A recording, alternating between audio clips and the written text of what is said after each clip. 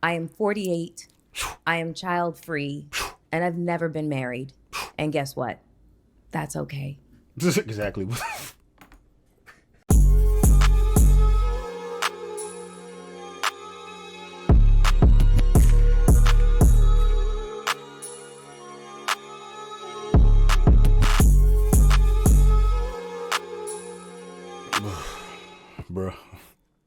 Bruh, let me find out Melyssa Ford is up here on some childless cat Lady Chronicles, dog.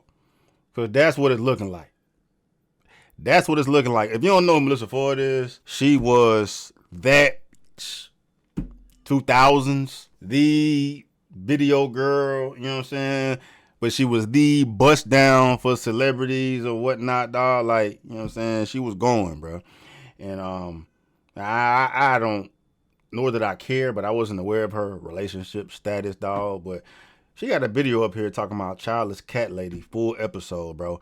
And from the comments, from those of y'all that sent this my way, bro, it's like, you know, she got to be willing to her 40s. She got to be willing to her 40s. Maybe she got them close to 50 or whatnot, bro. And I'm saying too much, dog, because I don't even know what I don't know what she about to come up here and do exactly. I'm just basing it off of what y'all giving me. And you got a video say childless cat lady, bro. Like, how depressing is that? You better not be up here trying to empower women to be childless cat ladies like you, bro. But I guarantee you that what it is, dog. I guarantee you that what it is. And this shirt is so fitting. I'm going to call it, bro. If I got to, you know what I'm saying, take this shit back, I will, bro. But you know what I'm saying? This phrase is gender biased, bro. You know what I'm saying? Well, that ain't what I meant. It is true. It is.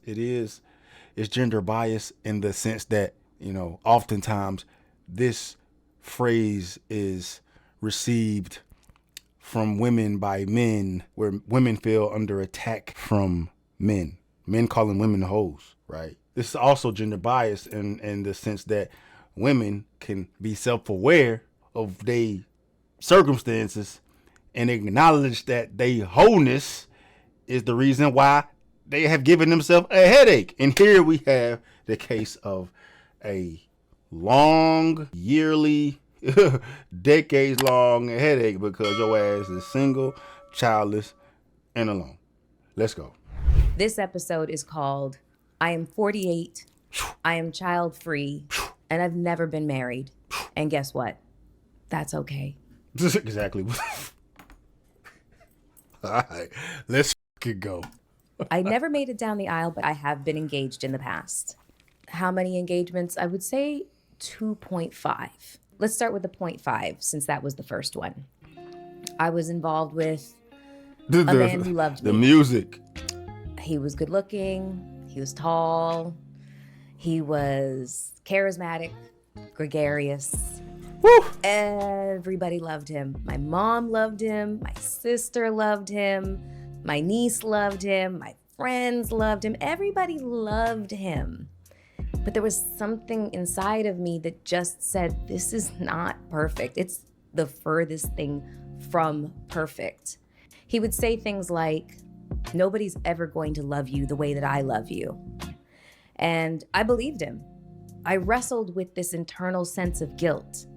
I wrestled with the guilt of honestly wanting to be free, honestly wanting to live my life and to date and to experience other men and to experience other things and other places. Bruh, this is whole empowerment, dog. This is whole empowerment. I mean, I ain't got to the punchline, so I'm hoping that her 50-year-old ass is going to eventually hold herself accountable. Bruh, but everything her, I would say, extremely articulate ass has said up until this point is, I had the perfect man, but I ruined it because I wanted to be a hoe. That better not be it, because if that is it, but you know what though? Like, it's gonna be so many hoes that relate to what the fuck she's saying. They're gonna feel empowered by this bullshit and continue on their single, lonely, depressed journey. You know what I mean? When all you had to do was have a little bit of self-awareness, you've been be in a whole lot better position your ass is in now, because it's too late. It's too fucking late, bruh. You gonna die alone. I guarantee it. She gonna die alone, dog. There's gonna be a lot of these bitches out here dying alone because they own this fuck shit and they get in the power to remain in this fuck shit and refuse to acknowledge they hoe ass behavior that resulted in them being in these fucking predicaments, bro. That's crazy as hell, dog. You 50 years old and still talking this bullshit, bro. You better say I fucked up. You better say I fucked up. If you don't say I fucked up, man, this shit fucked up. I just wanted to live my life. Hoe. I wanted to be a hoe. I moved to New York from Toronto, a totally different country, with $25, 2 suitcases, and a one-way ticket. I didn't have permission from my country to leave. I didn't have permission from this country to be here. And I was making things happen for myself at a very, very rapid pace. And so to find myself inside of a relationship that felt so stifling at this very young age and not having the vocabulary to speak up for myself and articulate that I wanted to be a hoe. Somebody who loves you would not say those things to you. They wouldn't say that nobody will ever love you the way that I love you, because that indicates that there's a part of me that's broken or there's a part of me that's unlovable. No, the fuck it don't. He's just saying I'm the one. Unless there's a point here where she's gonna, disclose the fact that he was verbally abusive to her and was manipulative and with words or whatnot. Okay, then I'll give her that. But as far as how she described that man up until this point, you know what I'm saying? Like, that's real. Like, I'm the one. You ain't gonna never find a motherfucker that love you the way that I love you. That's real. The fuck? Why the fuck wouldn't he say that? You know what I'm saying? It looked like she's trying to come up with a reason to demonize this man. We gonna see, though. We gonna see. We gonna see. I'm looking forward to reading these goddamn comments, bro, because I know these bitches finna be going, oh my God, yes, girl. Yes, girl, I love this so much. Do more. I relate to you so much. Being single and old as fuck with no kids and nobody to love me ain't that bad. And we can all do it together and be in our little single grade hair out pussy world together. Taking our little hot girl summers at 70 years old. That's what this shit going, bro.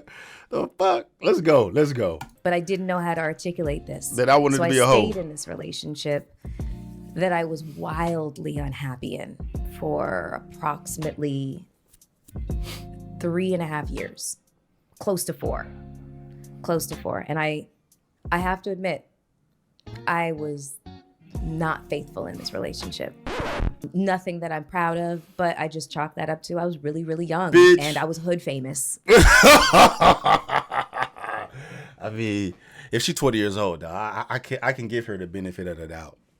If she's 20 years old, bro, you a dumbass bad bitch that's got the world telling you your shit don't fucking stink. She'll smell of herself, dog. But she should have had enough. Well, she should have had enough wherewithal, maturity, or just a backbone to say that I just don't want a relationship right now. Because up until this point, she has said nothing about this man that he did her wrong, right? She coming up with bullshit to demonize him, right? I was just unhappy. I was unhappy because I wanted to be a hoe. So what did she do? She got her cake and ate it too. She had the luxuries of being in a relationship with a handsome, gregarious, tall man that her whole family loved and whatnot. But in the back of her mind, she want to be a hoe, but she don't want to cut that loose. She don't let that go. So she gonna be a hoe while she with the man. Bruh. Bruh. You can't write this shit, dog. You can't write this shit, bro. You know what I'm saying? I had the perfect man. I had the perfect man, but I wanted to be a hoe. So just cut it and go. And stop coming up with all this bullshit, bro. No accountability, bro. No accountability, but outside the fact that you held yourself accountable for cheating. I was on the covers of magazines on your local newsstand. So everybody recognized me. And that was another source of pressure that I felt being inside of this relationship rather than being free to explore all of my options. Be a hoe. And so one day I was going through some drawers, folding laundry, placing clothes, in the drawers and such. And I found it. I found a box. But I hope he was cheating on your ass. I said, please, God, don't let this be what I think it is. Oh, shit. Oh, and I opened the box. Oh, shit. And there this is depressing. It was a ring. And the only thing that I could think was that it was an engagement ring. It sure as hell was not a promise ring. We were way beyond that. We That's were not crazy. in high school. I was not wearing this boy's varsity jacket. This was an engagement ring. And if I knew this man the way that I knew him, that proposal was going to be very public. And that terrified me.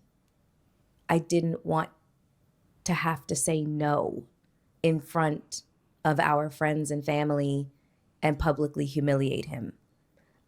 He did not deserve that, but I also could not see myself saying yes in front of everybody just to save face, and then later on have to break it to him like that this is not something that I was going to be able to go forward with. So what I did instead was I packed up all my belongings while he was out of town. Ooh, she wasn't shit. And she wasn't shit.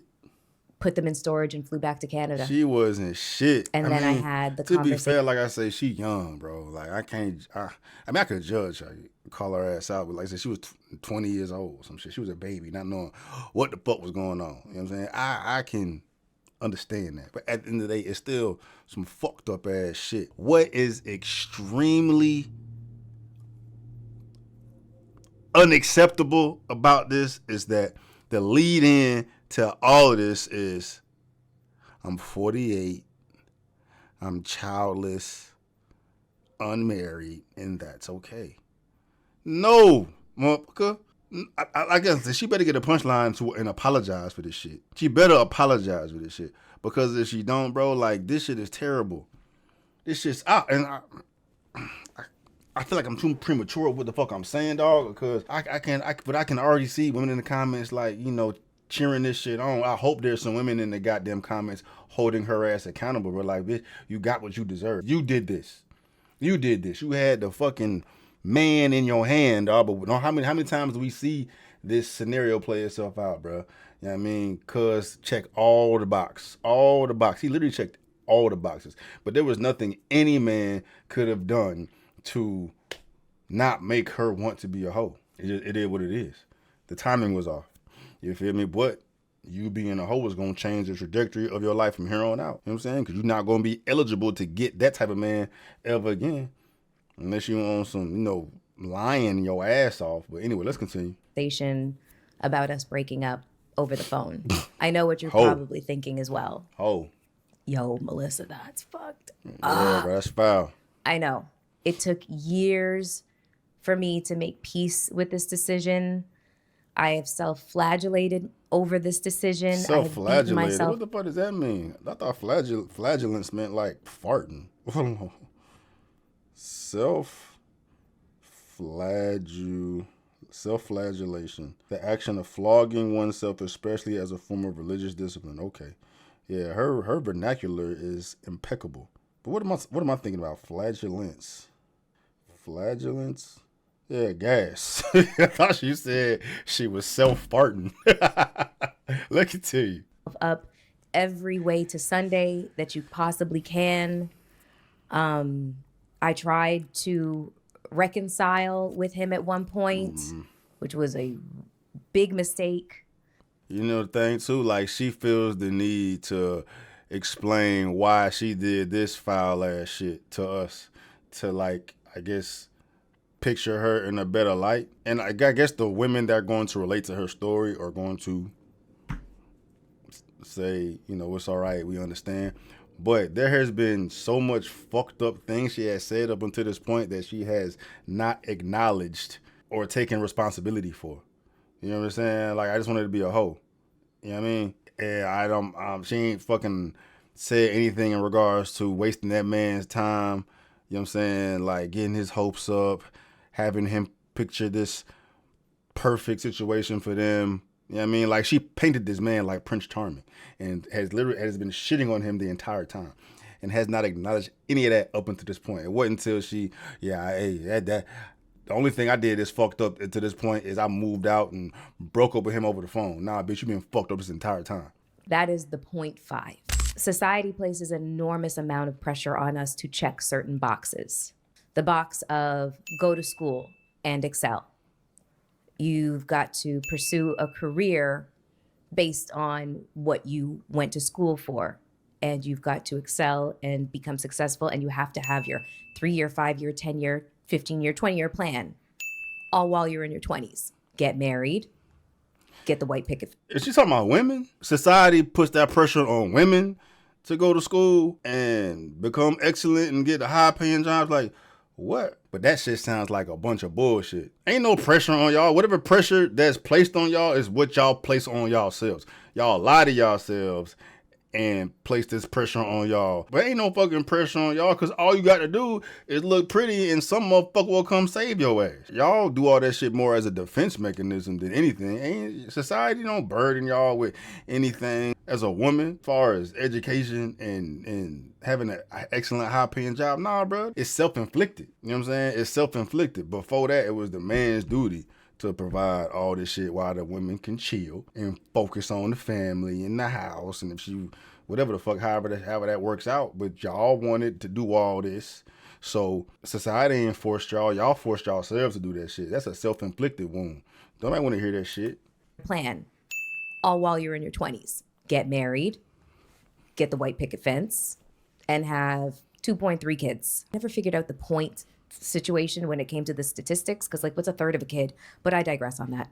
The problem with the boxes is that we never check in with ourselves. It is never, ever, ever our first thought as to, well, what is it that I actually want? I am now, welcoming into my circle a lot of women who checked all those boxes. And for all intents and purposes, a lot of the stuff really actually did not work out. Yes, they ended up with the children, but they ended up in sometimes a loveless, sometimes an abusive, and sometimes a marriage of convenience. Sometimes they didn't even get the marriage. They just got the kids, and they inherited a whole lot of struggle and strife. And it's not to say that their choices are better or worse than the choices that I made. These are just choices. But for us women, I feel like our choices oftentimes have never really, really belonged to us. And when we have tried to exert our sense of independence, we are shamed for it. No accountability. No accountability, bro. And don't be trying to put your ass in the same group as these other women you talking about. You feel me? All we've heard of them to this point is she wanted to be a hoe. So when she says something like, we get shamed for our independence, her independence is, I want to be independent and go be on my hoe shit. That's what ruined her. That's what ruined her. Not all this other shit, checking boxes, da-da-da-da-da-da-da. No, you wanted to be a hoe. You know what I'm saying? So all the women that are out here being hoes will relate to what the fuck you saying. But no, don't be fucking bringing all these other women that were goddamn abused and all this other shit and had that apply to what the fuck you've provided thus far. I mean, I'm sure there's a whole bunch of information out there that she has not provided. But you leading with what you leading with, trying to connect it with that. Like, nah, we're not doing that, bro. Like, she's the exemplary role model of what will result with the way, especially with the way women move today. She was an anomaly back then. I mean, women wasn't moving around like that, but she's part of the reason why women are as fucked up as they are today. She's part of that trend. You know what I'm saying? But this is what you get from it, dog. Miles on the puss, deluded entitlement, entitled perspective that's going to lead you to being a fucking cat lady, bro. So there you go. Engagement. So I'm 28 years old, and I have left the previous relationship, the 0.5, and I have met this man who, the minute I saw him, I knew I was going to be with him. He just was it. I don't know how to describe it. And the second I heard his voice, I said, I'm going to marry this man. I don't know what it was. Like, he had this Louisiana drawl. It's my favorite Southern accent. He was huge, like 6'1", 246 pounds of hulking muscle. That's a big 6'1", 240. 240? That a big motherfucker, bro. I'm 220. This motherfucker called me big, bro. 240? That thick motherfucker though. He had skin the color of like red clay. He had this thick neck, big round head. He had this crooked tooth that drove me wild. She good at speaking, bro. This is her bag right here, dog. This is her bag, bro. I just wish she wasn't talking about what the fuck she talking about. Well, nah, I mean, nah, I'm not gonna say that. I'm not gonna say that. I love the fact she's talking about what she's talking about, bro, because we can flame her. And this is just good TV. But, you know, all jokes aside, dog, she's very talented at speaking and storytelling. Manna from heaven for me. And I loved his dirty draws, and I could just sleep in his armpit right after he'd played a game of like pickup basketball. That is how much I loved this man. And our courtship was a whirlwind. That's hard though. That's hard though, bro. Like when you got a woman like that, you got a woman, bro. Women, like the narrative is that women are fucked up, they undateable, they don't give a fuck about you, they entitled, they spoiled, they don't want to work, they don't want to do shit for relationship or whatnot, dog. Because you haven't got a woman like that, like gotten them mentally obsessed with you. You know what I'm saying? Even though that type of love oftentimes doesn't turn into anything fruitful, but because it's based off of lust and chemistry and like not, you know, the things required to sustain a relationship. But, you know, when you got women like that, they literally do anything for you. They'll fucking take a bullet for you. You know what I'm saying? But I appreciate her bringing this part up because we don't hear about things like that. It's always a gender war and men against women and you don't do shit for me, I don't do shit for you. When at the end of the day, every woman wants to feel like that for a man.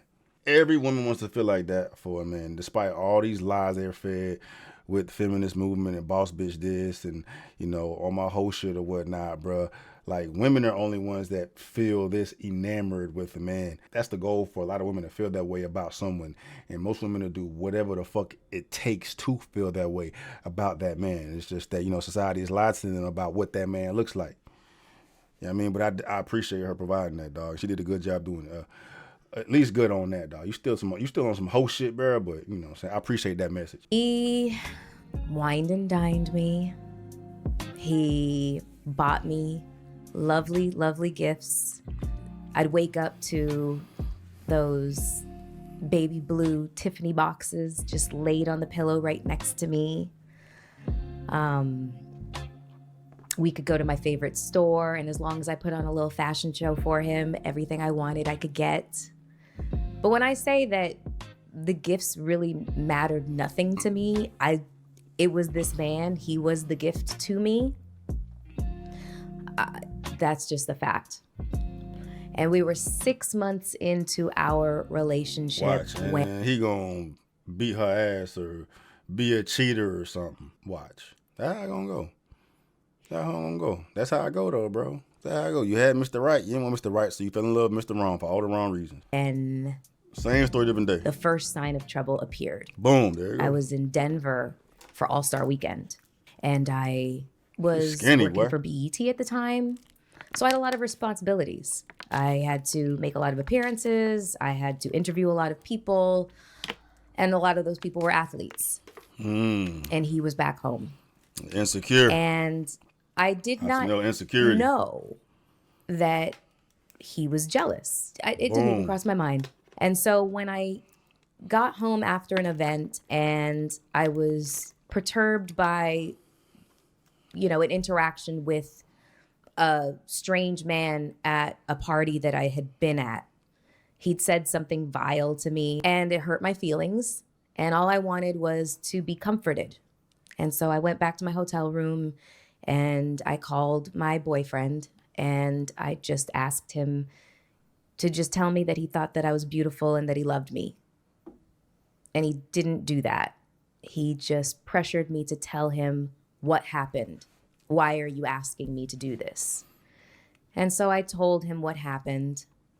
And he responded by saying, why would I want to date such a weak bitch that would be that offended by what some strange guy has to say to her? That's rough. There's just no way that he just said that to me. That's rough. I'm sorry, what? And he said, you heard me. And I said, I'm really confused right now. And he was like, I'm sure you are. I felt like I was talking to a stranger.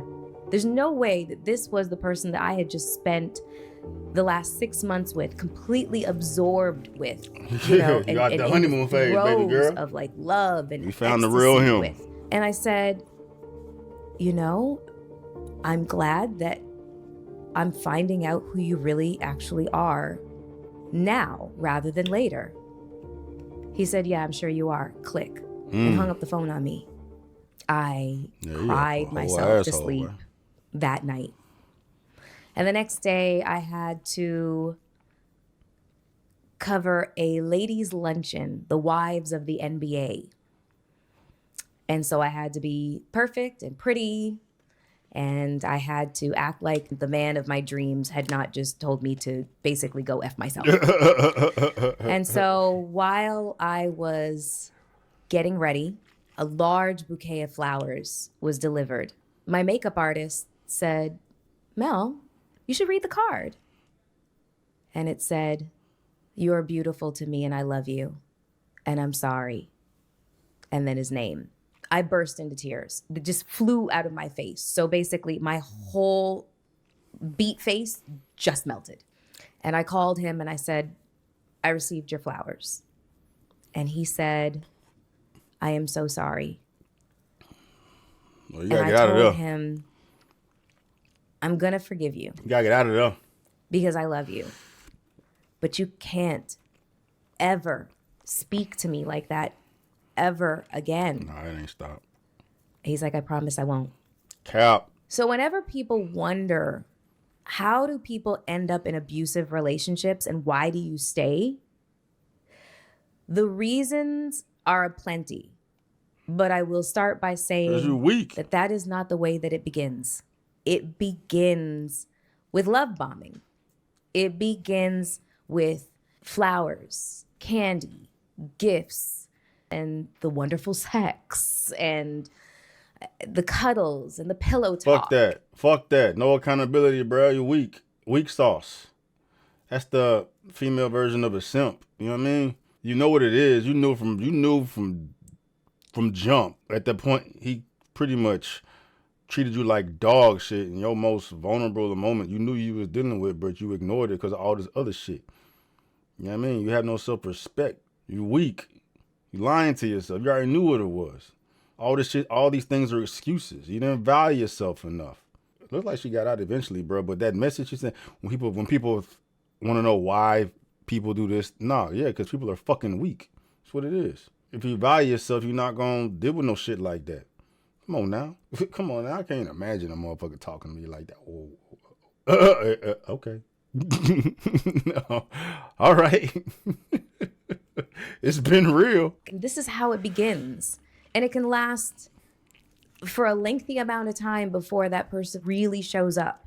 The true version of themselves shows up. And by that point, you start to lying to yourself. Bargain with yourself. Lie and to start yourself. to apologize. And their apologies are usually very, very sincere. Because at the end of the day, I truly believe that they believe their apologies are real. They just have an illness inside of them. And I would also venture to say that the first signs of abuse are usually not physical. And by the time it gets to physicality, you start to reason that you were an active participant in it. You start to reason with yourself that you started the fight by angering him or saying something that was out of pocket. Or you reason with yourself that you are no shrinking violet. So it's not like you got hit and cowered in a corner. You fought back. These are the things that you reason and bargain with yourself that allow you to stay in this level of toxic relationship. Lie to And yourself. so, Keep it real. Keep it a as stack. much as I would love to say That's a big ass glass of wine. God damn. that was the last time that he spoke to me in that way. Hell no. And that was the last time that I received it. No, he went upside your head. That would not be the truth. We were together for another year and a half, and I accepted his marriage proposal. And a lot of you would probably be asking, why would you do that? Why would you accept the marriage proposal of this man that was so abusive People ain't asking towards why you this shit happens all the time. and unfaithful towards you? Sheesh. And really bad at it. Like, I found out everything all the time. I said that's how I go. That's how I go, bro. It's the bad boys. Trapped in the bad boys.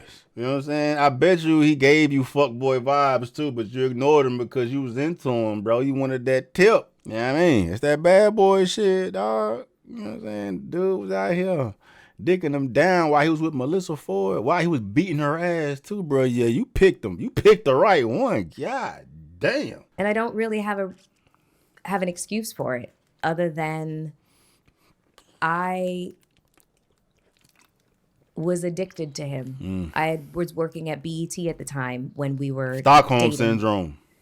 And more than once, observations were made about bruises on my body and how skinny I was getting, obviously from the stress.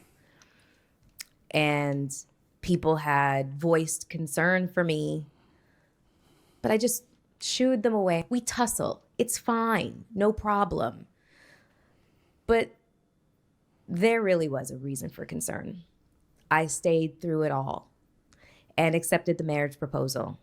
The final straw for me was his reaction to finding out that my mom was ill. I had gotten a phone call while I was out with him and his family, and he was acting up as per usual. And I got a phone call from my aunt telling me that my mom had been rushed to the hospital. I was in Texas. So in order for me to rush home to see my mom, I would have to leave Texas, go home to New York, pick up my passport, and then go to Canada. And when I told him what was going on, obviously I was looking for empathy and sympathy and compassion, and that was not what I got. It was on this day that I finally could see the forest for the trees. If I stayed in this relationship, You was gonna die. in 10 years, I would have that white picket fence. Nah, you'd be dead, bro. And I would have the 2 kids. And I would be an abused woman, Facts. hiding her bruises and her broken bones and her scars from her family and her friends and society at large, because I was a forward-facing media personality / model. My mom's sickness was, strangely enough, a blessing in disguise. And that relationship came to an end.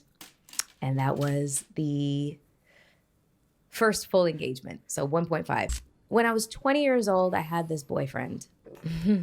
His name was Tony Smith.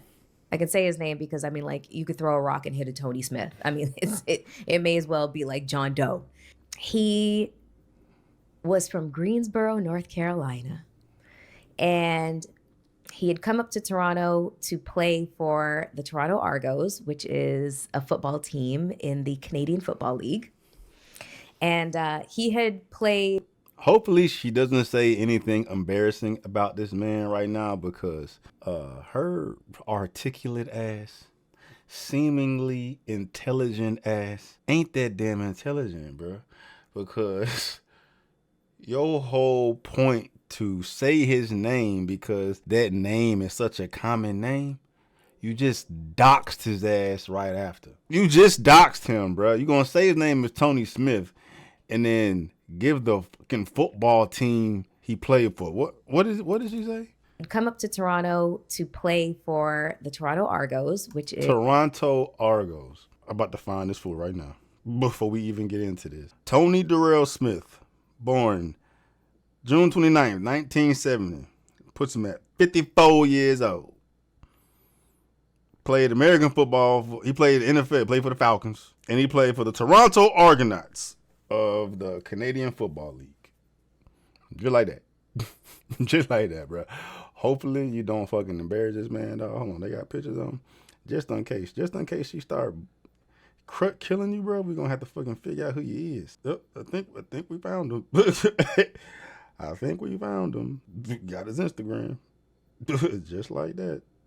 Stupid ass. Is a football team in the Canadian Football League.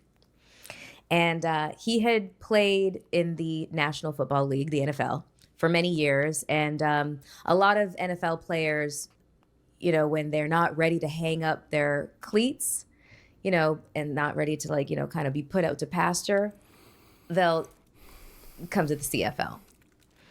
And so I met Tony at this festival called Caravana in Toronto. He was so beautiful. My God, instant attraction, obviously. And we started dating. We genuinely liked each other. We liked each other to the point where we could say really, really offhand things to each other. For example, he asked me what my fantasy was. And I got this look on my face. And I said, well, a fantasy would be, I guess, a menage with me and you and somebody else. And he was like, another woman? I said, no, with another guy. And he was like, really? He was like, do you have an idea as to who this guy is? I said, yeah. He's like, really? You have to tell me. I said, it's your best friend. And I expected him to maybe slap me, I don't know what. But he threw his head back and roared with laughter. And I was like, wow, that was not the response I was expecting. And he said, do you want me to make that happen? I was like, oh my God, that is so sweet. No, absolutely not. It is just a fantasy. It is meant to stay there. But just the fact that you are open to it and don't make me feel shame for feeling this way. He was like, why would I make you feel that way? Fuck did I just say, bro? Like, Tony, bro. Hey, it's either one or two things that was going down at that point. Either Tony Smith is a whole cuck. Well, was a cuck. That was a very long time ago. She said she was 20. That would put him around 26 at that time. So he a baby. He was in NFL or CFL, whatever the fuck, bro. I don't imagine he was a simp. So, like I said, only one of two things was happening. Either he's a fucking weirdo. Bro, she says she wants to smash your best friend. Like, bitch, that is the red flag. Bro, that is the red flag, bitch. You mean your fucking fantasy is that you want to smash my best friend? This relationship is over. Fuck are you talking about, you whore? You like the worst type of whore. My best friend, bitch, what type of shit is you on? The fuck? So it had to been a rap, right? So I'm saying, either he a cuck and he don't mind his best friend fucking his bitch, he a cuck, or he a baller who got a whole heap of hoes, and Melyssa was just on the team of his roster of hoes, and he was gonna set his boy out. I'm inclined to think it's the latter.